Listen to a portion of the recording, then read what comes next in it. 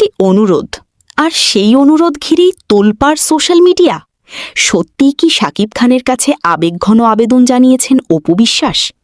সাম্প্রতিক সময়ে সামাজিক যোগাযোগ মাধ্যমে এমন একটি গুঞ্জন ছড়িয়েছে যে অপু বিশ্বাস নাকি শাকিব খানের কাছে একটি শিশুকে গ্রহণ করার জন্য অনুরোধ জানিয়েছেন।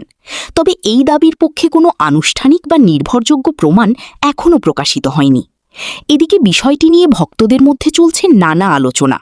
কেউ বলছেন মানবিকতার জায়গা থেকে সব ভুল বোঝাবুঝির অবসান হওয়া উচিত, আবার কেউ মনে করছেন গুজবের ভিত্তিতে সিদ্ধান্ত না নিয়ে সংশ্লিষ্ট ব্যক্তিদের আনুষ্ঠানিক বক্তব্যের অপেক্ষা করাই সঠিক।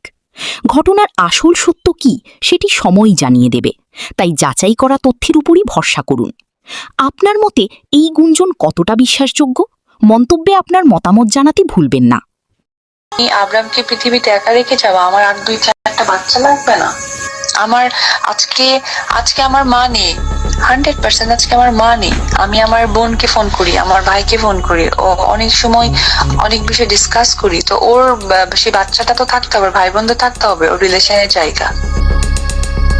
যে মন্তব্য করতে পারি না, ভালো বলার কোনো অবকাশ নাই। আর একটা বাচ্চাকে নিয়ে কতটুকুই আমি সিওরিটি দিব যে ও আমাকেই ভালোবাসবে, আমি অসুস্থ হলে আমাকে ওষুধ খাওয়াবে, মাকে সাহায্য করবে, মাকে যত্ন করবে, নাও করতে পারে। এই যুগের সন্তান।